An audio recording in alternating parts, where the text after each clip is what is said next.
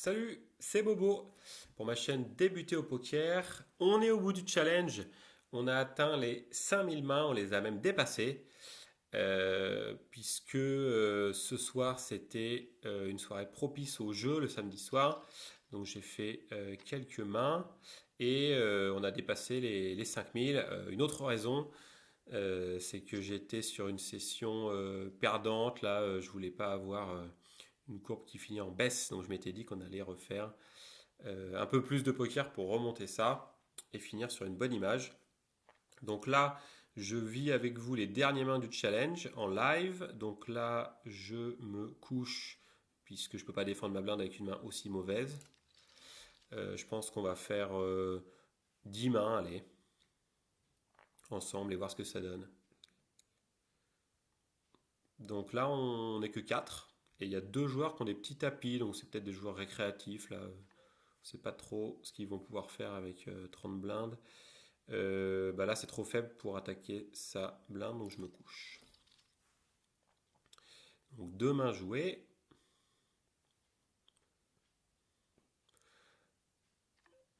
On va pas pouvoir jouer celle-ci non plus.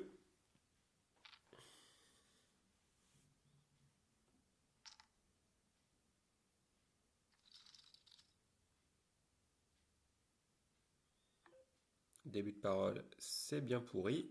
Donc voilà la réalité du poker parfois. Il se passe rien. Donc on peut essayer de commenter un peu leurs actions, mais on n'a pas vu beaucoup de flops là, hein. Ah, donc là ça a limpé. Normalement les ranges sont pas très fortes, alors que le board est assez fort, donc même très fort. Donc c'est peu probable que les gens aient touché. Là il y aura peut-être soit une hauteur dame qui va l'emporter, soit une petite paire, genre paire de 7, 8 qui était déjà servie.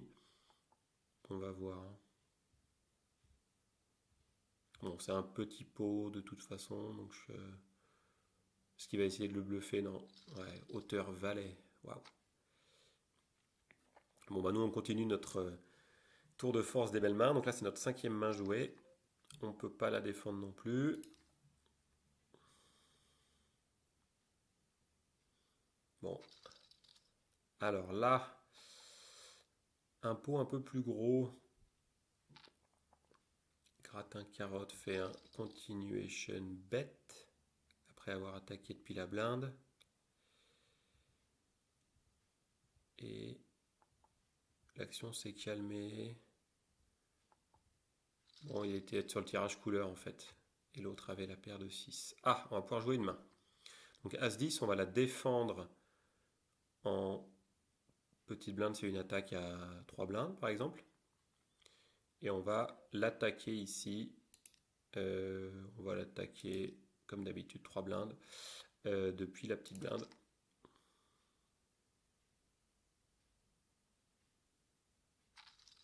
Ah, alors là on va voir un flop. Donc ici c'est assez intéressant puisque on fait la top pair, on est plutôt bien kické. Je pense qu'on est devant sa range. Il y a un tout petit peu de tirage là, trèfle et suite, mais c'est limité. La vraie question c'est quel est son profil. Donc en fait, lui je le connais pas. Si c'est un mec agressif, j'aurais checké pour le laisser bluffer. Puisque je le connais pas, on va miser. Allez, demi-pot. On voit ce qui se passe. Alors là, il nous paye. Et le roi rentre. Alors est-ce qu'il a des As-Roi dans sa range? Normalement, As-Roi, As-Dame, il aurait pu le 3 bet. Je pense que je suis toujours devant lui. Le roi peut être bien puisque le roi peut lui amener une paire qu'il va pouvoir défendre s'il a, je sais pas, bah, roi 10 typiquement. Donc on va mettre un tout petit peu moins que demi-pot. On va mettre 0,5. Allez, on pense toujours être devant. C'est un peu plus close là. Bon, parfait, il avait pas l'as. On emporte ce pot.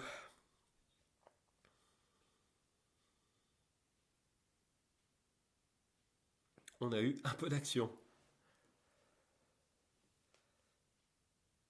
On aurait pu faire plus cher en sizing sur le flop. En fait, souvent, les gens qui sont un peu récréatifs sont prêts à payer le flop pour voir une carte de plus.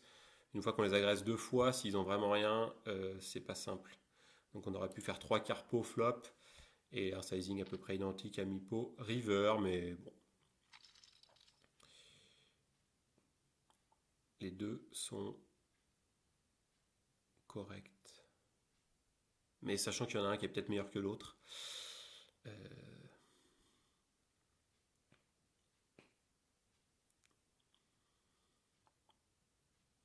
Bon, alors là, effectivement, un flop monocolore, ça fige un peu l'action. Parce que les gens osent pas trop bluffer. Et les gens en value veulent pas faire trop peur. Quelqu'un qui a deux pics d'un coup, là, il peut pas miser trop non plus. Donc, il s'est pas passé grand-chose.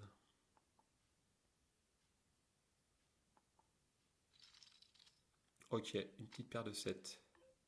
Ah, donc là, on va ouvrir notre paire de 9 en cut-off. C'est une main assez correcte. Et on vient de faire deux orbites complètes, donc on a fait 8 mains. On va en jouer 2 de plus derrière cette paire de 9.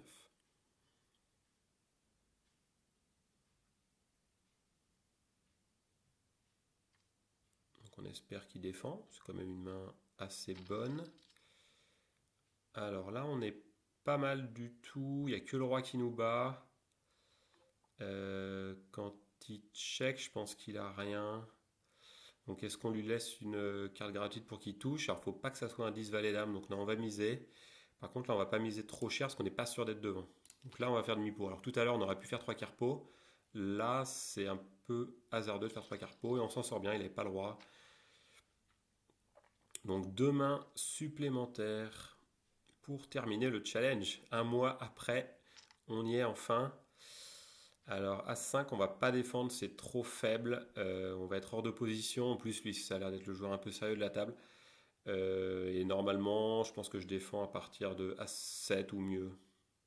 Donc je vais coucher. On est un peu sage et raisonnable, mais on essaye de prendre les bonnes décisions. Et là, 3-10, on va arrêter.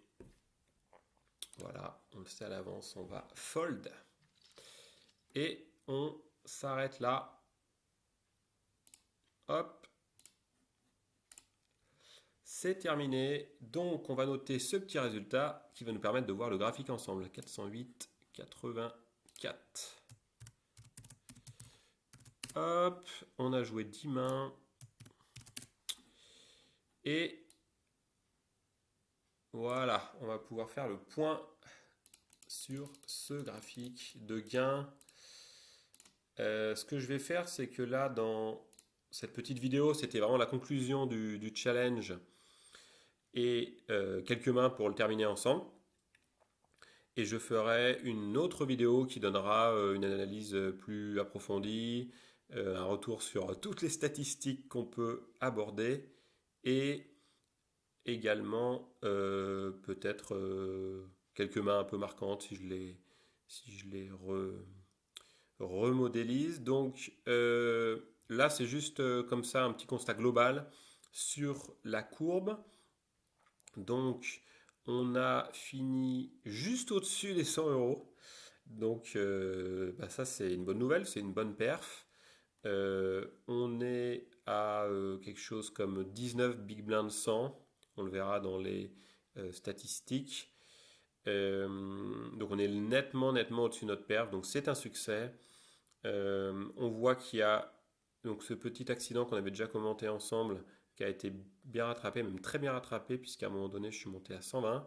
Et il y a eu un deuxième accident de 4 blindes, ici, qui était un peu lié parfois de la déconcentration, de l'agacement.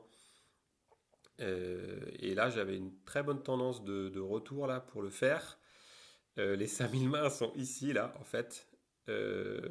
Et bon, comme j'ai vu que j'étais sur une session perdante, je voulais pas finir sous les 100 euros. Et je voulais pas non plus finir sur une mauvaise note, donc j'ai poussé un peu la session plus loin. Je suis remonté, et là, on a fait une toute petite perte et un petit gain ensemble ici, puisqu'on finit avec une petite session gagnante de 1,5 €, quelque chose comme ça. Et on est à 5260 mains, donc on a un peu débordé.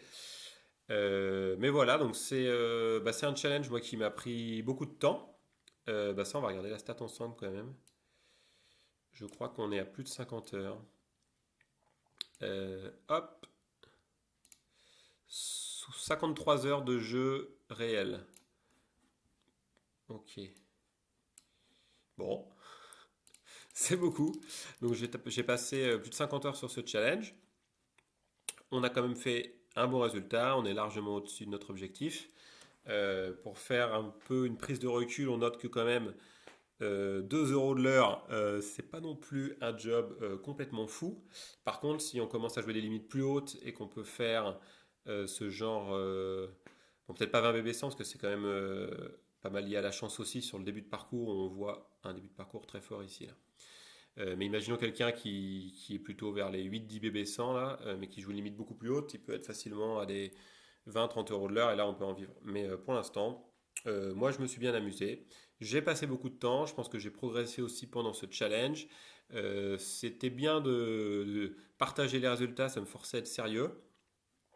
J'ai quand même eu voilà, deux périodes ici et ici de descente un peu plus marquées, alors que sinon, à part ces deux accidents-là, j'ai jamais eu plus de deux sessions négatives de suite. Ici, une, etc. Alors que là, j'en ai trois de suite, et là, j'en ai, bon, globalement, là, c'est un peu mieux, mais et c'est des grosses sources de pertes. Je vais peut-être pas sur la deuxième partie ici, ni ici retrouver mon meilleur niveau de poker possible par rapport à ce que moi je peux faire, quoi.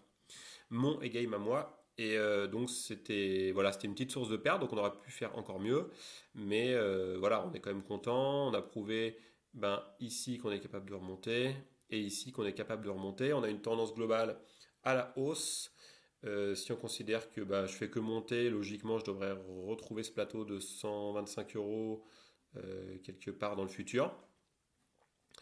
Et on note aussi que par rapport à ce point ici, là, qui était un peu en dessous de 100, on se retrouve juste au-dessus. Donc en fait, la croissance de 3 bb 100, qui est vraiment légère, c'est à peu près ce qu'on a fait de ce point-là à ce point-là, quoi.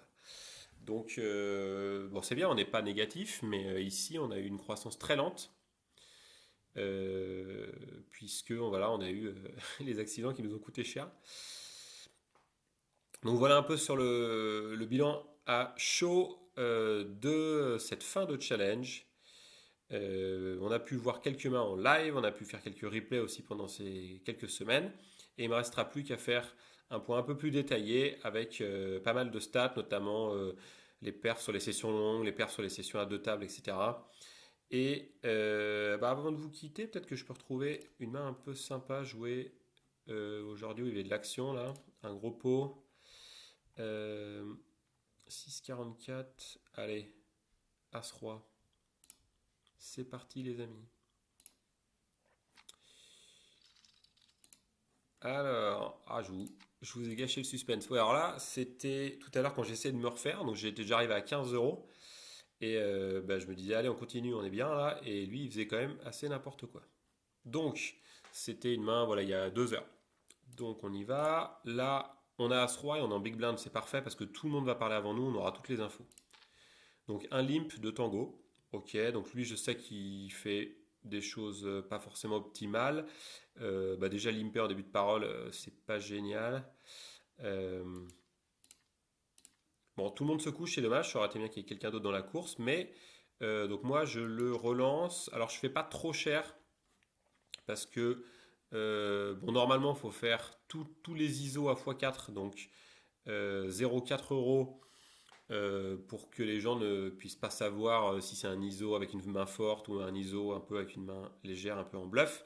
Ici, j'ai décidé que c'était pas grave si je faisais quelque chose de différent par rapport à l'habitude qui ne se rendrait pas forcément compte et ça lui donnait une cote beaucoup plus intéressante parce que je voulais surtout pas qu'il se couche si je mettais quelque chose d'un peu cher. Si par exemple il avait limpé Dame 7, il n'aurait peut-être pas envie de suivre à 40 centimes alors qu'à 25 il a plus souvent envie.